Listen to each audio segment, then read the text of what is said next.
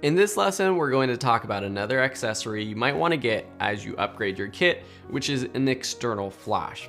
External flashes come in all kinds of makes and models. Typically, the best idea is to get one that is the same brand as your camera, but you can find more inexpensive ones that are off-brand. Just make sure that it will work with your camera. This one is the 430EX2, a really basic sort of flash. Also, if you're looking at external flashes, they might call it a speed light. So what you do to actually get this to work is it does go on your hot shoe mount like this, and you'll see that it actually has some sensors down here at the bottom of the plate that connect to the hot shoe mount here. So plug it in there and then lock it into place. It's typically how it's gonna work. All right, so now when we turn on our camera, it's not going to automatically start to work unless we turn on the on button here. So with the on button on the external flash itself, we're in program mode. If you just press and take a picture, it's going to actually engage and turn on this flash. You see this little button right here, it says pilot. If that's off, it means that it's not ready to shoot yet. If you're taking a bunch of pictures one after the other, it might take a minute or a few seconds for the flash to get ready. The cool thing about these external flashes, and the main thing to consider when you're buying your own, is that it rotates and swivels. So there's a button on the side of this that allows me to rotate. I can also tilt it. And the cool thing about this is then we don't have to have the flash pointed directly at our subject like this. That was probably really bright for you, because that's going to look terrible. Let me get my friend Bill to help us out again with a model shoot. All right, so we got our friend Bill here as well. Let's try to get Bill's portrait. So again, if I'm taking photos here, of course I have some video lights set up for my video, but who knows whatever situation you're in. You might be in a room with lights coming down from above, so you kind of want to work with whatever you have.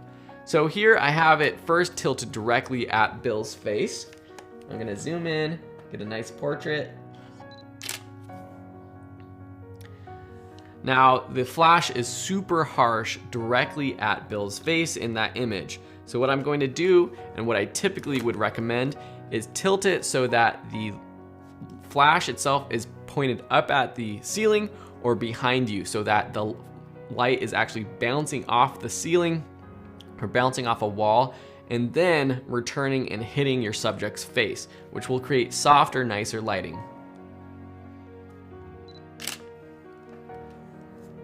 So now if we compare these two images, the first one you can see is a little bit harsher. Generally, you'll get some glare on a person's forehead. If there's any moisture, you'll definitely see that with the flash. With the second one, with the flash pointed above, it's a lot softer. Now the light is coming from above, so I wanna get rid of this sort of shadow that's on the right side of Bill's face. So what I'm going to do is I'm going to tilt it this way so it's shooting behind me this way, and hopefully it'll kind of get more of the light that's on Bill's left side of his face, or his right side. There we go. So if we look at these images, this last one, less shadowy. Of course, it depends on what you're going for. If you're looking for a very dramatic, shadowy sort of look, then you might want that shadow, but the lighting is actually pretty nice. And that's the beauty of using a flash like this. You can customize where it is, and if you are ever shooting flash photography, I would definitely recommend using an external one, not the internal one. Now, all these flashes will have different modes and options. I would definitely recommend whatever brand or model you get, go on YouTube, go on Google, search for instructions on your model, or just use the manual that comes with it. But generally what it will have is a plus or minus button on the left or right hand side. There will be buttons that you can press to increase the brightness of the flash. So let's take this one more time with a little bit brighter of a flash. actually wasn't too much brighter. So let's just do a little bit more of a direct flash. So that's really bright. Let's turn down the brightness. Down here we were at +2. We're gonna go down to 0. Actually, let's just go down to -1. So now you can see in comparing these two images, the first one really, really bright, the second one not as bright. So that's another setting you might wanna look at if you are focusing this directly at someone, which I don't recommend at all, toning that down. I guess there are going to be situations, say you're out at the beach, there's no ceiling, no wall behind you that's going to bounce this light off of. So if you're pressing this backwards like this, then it's not going to basically look like anything. It's not going to look like it's adding any light to your scene. So you might be in a situation where you have this pointed directly at your subject, or ideally a little bit above. And that might be a situation where you just use the manual settings on the flash itself to make it brighter or darker. Unlike the exposure compensation settings on the internal camera's flash that we saw earlier, this is actually making the flash brighter or darker. Now, I'm on program mode, so no matter what, my camera is trying to expose to whatever situation it's in. So if the light is brighter or darker, it's still going to try to have that perfect exposure. There might be situations though where we want to get a little bit more artsy with it and have more control. So I'm gonna switch over to manual mode. I'm going to try to get something a little bit more dramatic. So first I'm just going to, looking at my settings, I'm gonna just take one photo here as a test shot. Okay, so this one, a little bit bright, but I like that there are some shadows on Bill's right side. I want that to be even more shadowy. So I'm gonna make it even darker. So to make it darker, there's a few things I can do. I can increase the shutter speed. Take another shot. Still pretty bright. So another setting we have is our aperture. So I'm gonna close down my aperture. Let's go to F10. See what that looked like. Ooh, way too dark. So F10 was a little bit too dark, so let's go up to F6.3. That's looking better. Let's just move our flash a little bit more direct, but it's kind of pointing towards the side of Bill's face. Ooh, now that is the moody image with the light coming from one side that I was looking for. One more, straight on. Get a nice actual framed portrait. Okay, there we have Bill. Let's just take one with it faced up just to see what that looks like. As you can tell, it's just less moody, so let's add a little bit more angle. Oh, there we go. That is the lighting that I will like. It's not completely in the shadows, but you still get nice shadow on one side. So a lot, just having fun with this, but I just wanted to show you kind of what I would be doing to get a more manual, creative look with a flash. Depending on your camera and flash, one thing you might notice is that you might not be able to increase the shutter speed faster than 1/200th of a second. And the reason is because when you're using a flash, if your shutter is too fast, then it's not going to capture the flash itself or the moment when the flash is lighting up your subject. So in general, you don't want to go faster than 1/200th of a second or so. You can play around with it and see how it works with your camera and your flash. But that's just one thing to note if you're scrolling through the shutter. It's just something I remembered when I was doing it, and my camera isn't going past 1/200th of a second.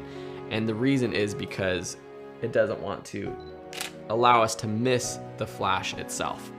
All right, I'm having too much fun here. I think you're gonna wanna flash after this lesson, maybe, maybe not, but hopefully by now you know a little bit more about how an external flash works and what you can do with it.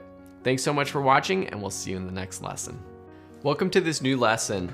One of the other accessories I wanna mention are ND filters. These are what ND filters are. It's just a little filter that goes on the end of your lens, and it actually cuts down the light. So as you can tell from these two, there's different strengths. And so one is a little bit more powerful and will cut down more light than the other. And depending on the type of ND filter you get, some you can stack. So I can actually screw multiple of these ND filters on to make it even darker. These screw on the end of your lens, so they will come in the specific size of your lens. So you want to make sure you're getting the right size filter. For example, this is a 77mm filter. And so if you look at your lens, you should see the size of it on the inside ring. This is different than the focal length. So this is a 24 to 70mm lens focal length, but the actual size or the diameter of the lens itself is 77mm. They also have some converters or some different types of lens filters that slide in. It's more of like a square that has a contraption that fits on the end of a lens, and then you just slide it in. And those can work for different size lenses. So you don't have to necessarily get different ND filters for every single lens you have. But why would you even use an ND filter? The main reason in terms of practicality for photography is if you are shooting long exposure photography.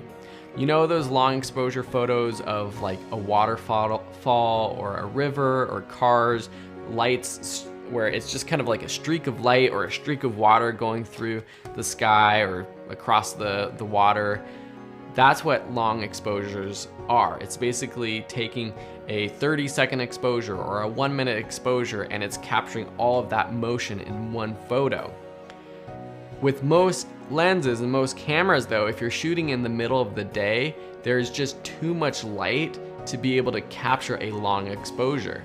If you set your camera to 30 seconds, and even if you close down your aperture, meaning you made it as small as possible to get in as less light as possible, and you lowered your ISO to 100 or the lowest that it goes on your camera, your photo might end up still being too bright, just completely overexposed. So that's why you add ND filters to the end of your lens so that you can actually cut down even more light. I have a full class on long exposure photography, or in the photography master class, we have a full section on that walks through exactly how to do this if you're interested. But I did just want to mention these as an accessory that you might want to check out. It's something that is necessary if you are doing daytime long exposures. Thanks so much for watching, and we'll see you in another video. In this video, I just want to briefly talk about SD cards. We talked a little bit about it earlier in terms of how you put it in your camera and speeds, but I just wanted to show you a few different options that you can purchase. So these are 3 SD cards that I just have here in my studio, and they're 3 different speeds. So we see the number in terms of the total space that they each can hold. 2 are 32 gigabytes, 1 is 8 gigabytes. Then we also see a speed number. 1 is 95 megabits per second, 1 is 80 megabits per second, and 1 doesn't even have it on here actually. But I know it's not as fast because it's a basic SD card. It has a little number 2 there, which also signifies the quality. These other ones are a 1 and a 10 and a 3 and a 10. So that 10 with the little half circle or the C around it is the class of the card, and so a class 10 card is going to be what you want to get for photography or video. Now in between these two, one is the SanDisk Extreme Pro, one is the Ultra Plus. Both are going to shoot decently for photos and for video, but one is going to be better. The faster one's going to be better, the one that writes at 95 megabits per second. And the reason is because if you're shooting in a continuous burst mode, which we saw how to do earlier in the drive settings of our camera, depending on how fast that burst mode is, it might be too fast for a slower card. And I have actually seen that with this 80 megabits per second Ultra Plus card. So SD cards are inexpensive enough now that if you're getting new SD cards, just get the ones that are the fastest on the market. These are great ones, the SD or the SanDisk Extreme Pro, 95 megabits per second, class 10 cards. There's even ones that are faster than this, and those ones are going to be even more important if you're shooting video, especially higher quality video like 4K footage. These are going to be fine for 1080p footage shot with a camera like the T7i, but if shooting with a higher quality camera like the 1DX or one of the newer Canon DSLRs that shoots 4K, you'll want to get what's even faster on the market. You'll want to even get a faster card, and probably one that holds more space too. 32 gigabytes is not that much actually when you're shooting 4K video. Thank you so much for watching, and we'll see you in another video.